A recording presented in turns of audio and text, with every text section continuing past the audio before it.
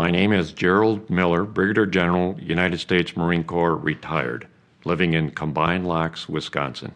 The Marine Corps, just like probably any occupation, profession, or trade out there, is not necessarily for everyone.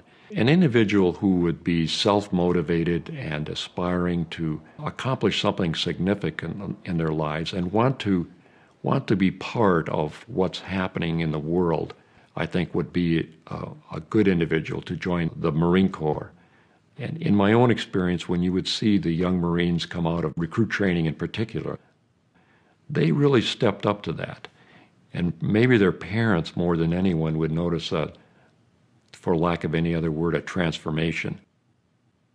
And it's something I think that we know inside of us. If we want to achieve something that's demanding, the Marine Corps is there to provide that opportunity for you.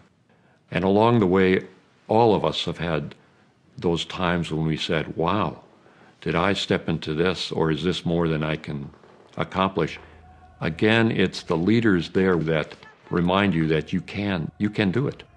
The leaders know what's expected, what those they are leading should be doing, because they have done much more. They're not just commissioned and sent out there. And the same, and perhaps more importantly, with your staff non-commissioned officers and your NCOs. They don't get to be those grades without having demonstrated the abilities to lead that are required. So you feel comfortable following their direction. Even in places like aviation or in law, where I was, you would see that leadership demonstrated more frequently than you might expect. And it starts really in boot camp because, again, the role models are there. So the Marines get out in the field, they see it. So you could come out of the Marine Corps as a Lance Corporal, say, just as an example, and have a very significant amount of not just the academic part of leadership, but hands-on, and would be able to take charge and be a leader. And be a leader who others would respect. Taking care of your troops is the most important, I think, leadership trait that's required of Marines.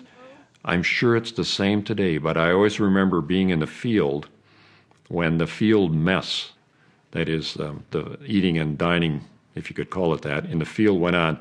The officers always ate last. Everybody else was taken care of first. And it was extremely important to look after the men and the women, of course, who work for you. And their personal problems became your problems to help them solve. And it is built into, I think, the entire regiment of the Marine Corps. That individual next to you, it's my buddy, and he's doing something for me, I'm doing it for him. We go together.